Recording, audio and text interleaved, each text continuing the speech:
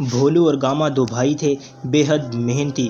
بھولو کلی گر تھا، صبح دھونکتی سر پر اٹھا کر نکلتا اور دن بھر شہر کی گلیوں میں بھانڈے کلی کرالو کی صدائیں لگاتا رہتا۔ شام کو گھر لوٹتا تو اس کے تہہ بند کے ڈبے میں 3-4 روپے کا کریانہ ضرور ہوتا۔ گاما خوانچہ فروش تھا، اس کا بھی دن بھر چھابڑی سر پر اٹھائے گھومنا پڑتا تھا۔ 3-4 روپے یہ بھی بچا لیتا تھا، مگر اس کو شراب کی لت تھی۔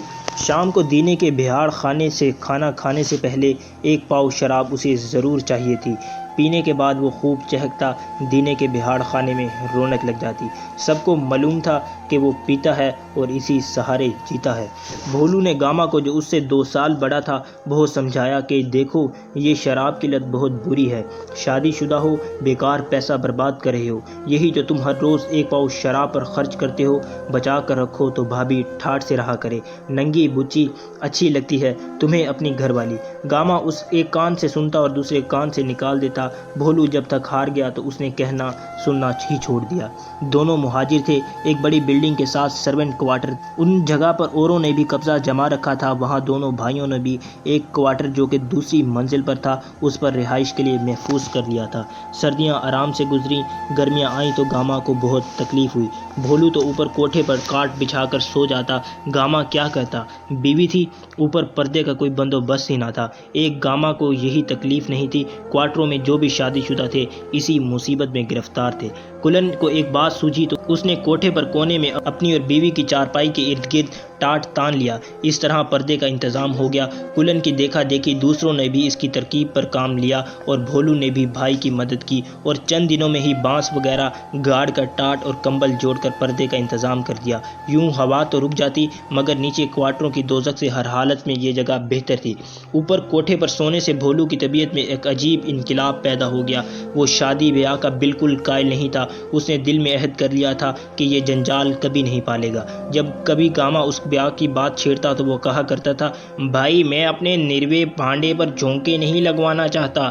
لیکن جب گرمیاں آئی تو اس نے اوپر کاٹ بچھا کر سونا شروع کیا تو 10-15 دن میں ہی اس کے خیالات بدل گئے۔ ایک شام کو دینے کے بہاڑ خانے میں اس نے اپنے بھائی سے کہا، میری شادی کر دو نہیں تو میں پاگل ہو جاؤں گا۔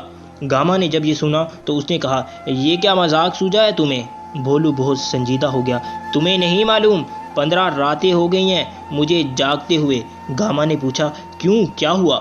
کچھ نہیں یار، دائیں بائیں جدھر نظر ڈالو کچھ نہ کچھ ہو رہا ہوتا ہے، عجب عجب آوازیں آتی ہیں، نیند کیا آئے گی خاک مجھے۔ گاما زور سے اپنی گھنی مونچھوں پر ہنسا اور بھولو شرما گیا۔ وہ جو کلن ہے اس نے تو حد ہی کر دی ہے، سالہ رات بھر بکواس کرتا رہتا ہے، اس کی بیوی سالی کی زبان بھی تالو سے نہیں لگتی، بچے بڑے رو رہے ہیں مگر وہ۔ گاما حسب معمول نشے میں تھا۔ بھولو گیا اور اس نے دینے کے بہاڑ خانے میں اپنے سب واقف کاروں کو خوب چہک چہک کر بتایا کہ اس کے بھائی کو آج کل نیند نہیں آتی۔ اس کے باعث جب اس نے اپنے مخصوص انداز میں بیان کیا تو سننے والوں کو پیٹ میں ہنس ہنس کر بل پڑ گئے۔ جب یہ لوگ بھولو سے ملے تو اس کا خوب مذاق اڑایا۔ کوئی اس سے پوچھتا، ہاں بھائی کلن اپنی بیوی سے کیا باتیں کرتا ہے؟ کوئی کہتا، میاں مفت میں مزے لیتے ہو، ساری راتیں فلمیں دیکھتے رہتے ہو، 100% گاتی بولتی۔ بعضوں نے گندے گندے مذاق کیے۔ بھولو چڑ گیا۔ گاما صوفی حالت میں تھا تو اس نے کہا، تم نے تو یار میرا مذاق بنا دیا ہے، دیکھو جو کچھ میں نے تم سے کہا تھا جھوٹ نہیں، میں انسان ہوں، خدا کی قسم مجھے نیند نہیں آتی، آج 20 دن ہو گئے ہیں جاگتے ہوئے، تم میری شادی کا بندوبست کر دو ورنہ قسم پنجتن پاک کی میرا کھانا خراب ہو جائے گا، بھابھی کے پاس میرا 500 روپے جمع ہے، جلدی کرو بندوبست۔ گاما نے مونچھ موڑ کر پہلے کچھ سوچا پھر کہا، اچھا ہو جائے گا بندوبست، تمہاری بھابھی سے آج ہی بات کرتا ہوں، وہ اپنے ملنے والیوں سے پوچھ گچھ کرے گی۔ 1.5 مہینے کے اندر اندر بات پکی ہو گئی۔ سمت کلی گھر کی لڑکی عائشہ گاما کی بیوی کو بہت پسند آئی، خوبصورت تھی، گھر کا کام کاج جانتی تھی، ویسے سمت بھی شریف تھا، محلے والے اس کی عزت کرتے تھے۔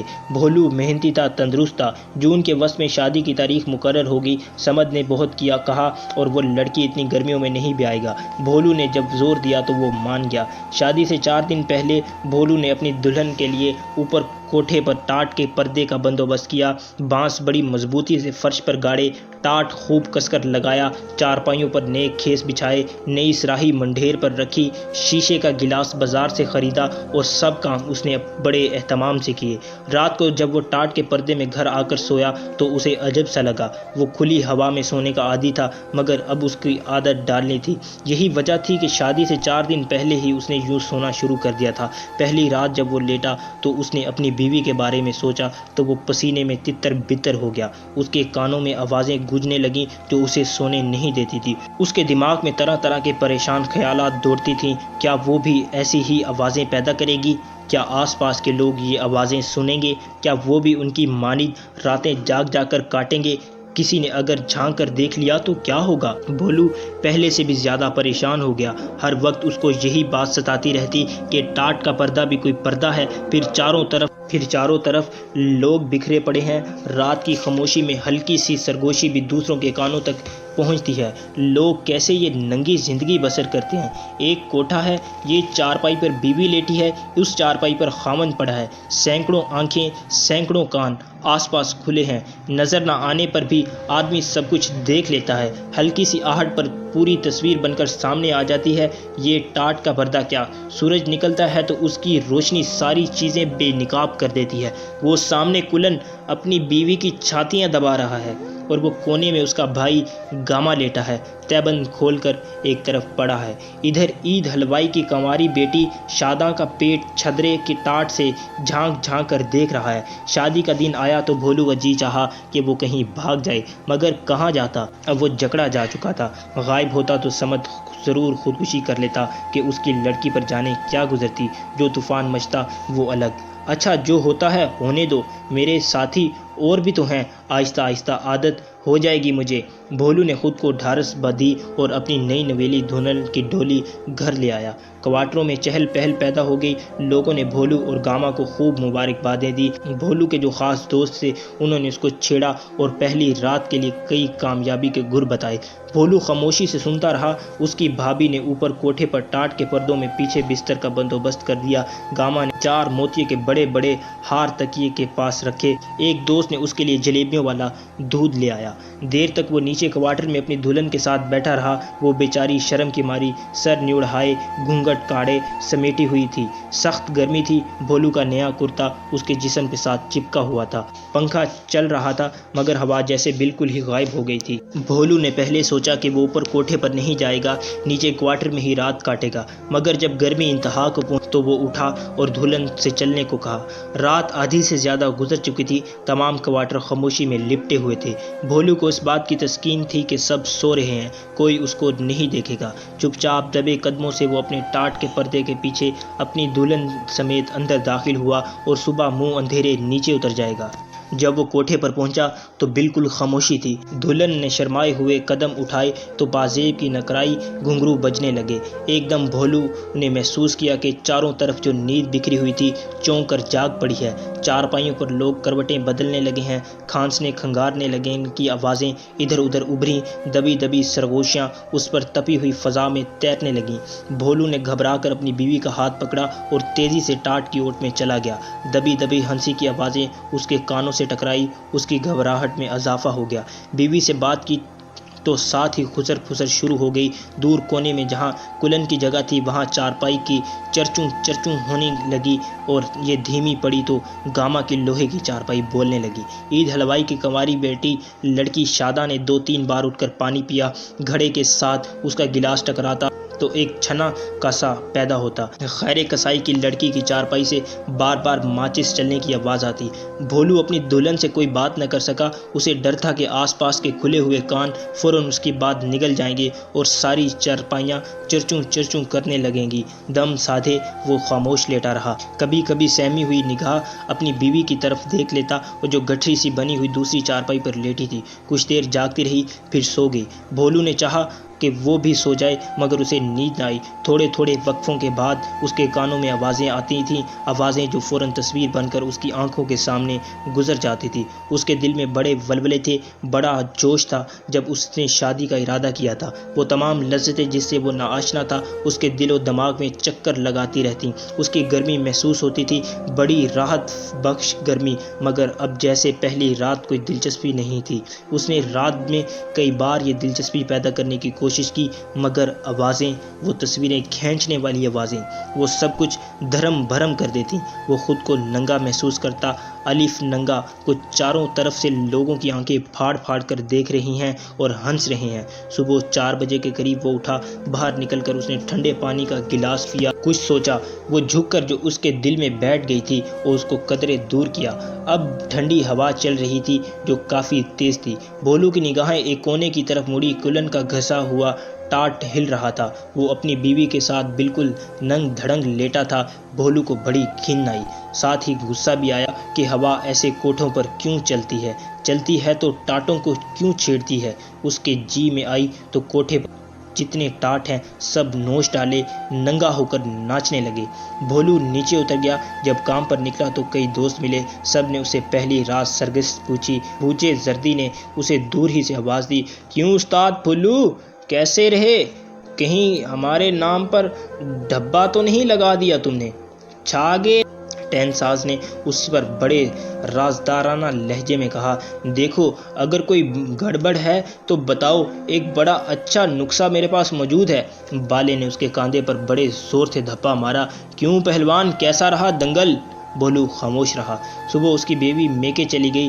5-6 روز کے بعد واپس آئی تو بھولو کو پھر اسی مصیبت کا سامنا کرنا پڑا۔ کوٹھے پر سونے والے جیسے ہی اس کی بیوی کی آمد کے منتظر تھے۔ چند راتیں خاموش رہی تھیں لیکن جب وہ اوپر سوئے تو وہی خسر پسر، وہی چرچوں، وہی کھانستا کھنگارنا، وہی گھڑے کے ساتھ گلاس کے ٹکرانے کی چھناکی، کروٹوں پر کروٹیں، دبی دبی ہنسی۔ بھولو ساری رات چارپائی پر لیٹا آسمان کی طرف دیکھتا رہتا۔ کبھی کبھی ایک ٹھنڈی آہ بھر کر اپنی دلہن کو دیکھ لیتا اور دل میں کڑتا، مجھے کیا ہو گیا ہے، یہ مجھے کیا ہو گیا ہے، یہ مجھے کیا ہو گیا ہے۔ 7 راتوں تک یہی ہوتا رہا۔ آخر تنگ آ کر بھولو نے اپنی دلہن کو میکے بھیج دیا۔ 20-25 دن گزر گئے تو گاما نے بھولو سے کہا، یار تم بڑے عجیب آدمی ہو، نئی شادی اور بیوی کو میکے بھیج دیا، اتنے دن ہو گئے ہیں اسے گئے ہوئے، تم اکیلے سوتے کیسے ہو؟ بھولو نے صرف اتنا کہا، ٹھیک ہے۔ گاما نے پوچھا، ٹھیک کیا ہے؟ وہ جو بات ہے بتاؤ، تمہیں پسند نہیں آئی عائشہ؟ یہ بات نہیں ہے تو اور کیا بات ہے؟ بھولو بات گول کر گیا مگر تھوڑے ہی دنوں کے بعد اس نے بھائی سے پھر بات چھیڑ دی۔ بھولو اٹھ کر کوارٹر کے باہر چلا گیا، چارپائی پڑی تھی اور اس پر بیٹھ گیا۔ اندر سے اس کو اپنی بھابھی کی آواز سنائی دی، وہ گاما سے کہہ رہی تھی، تم جو کہتے ہو نا بھولو عائشہ پسند نہیں آئی، یہ غلط ہے۔ گاما کی آواز آئی، تو اور کیا بات ہے؟ بھولو کو اس سے کوئی دلچسپی نہیں۔ دلچسپی کیا ہو؟ کیوں؟ گاما کی بیوی کا جواب بھولو نہ سن سکا مگر اس کے باوجود اس کو ایسا محسوس ہوا اس کی ساری ہستی کسی نے ہاون میں ڈال کر کوٹ دی ہے۔ اور ایک دم گاما اونچی آواز میں بولا، نہیں، یہ تمہیں کس نے کہا؟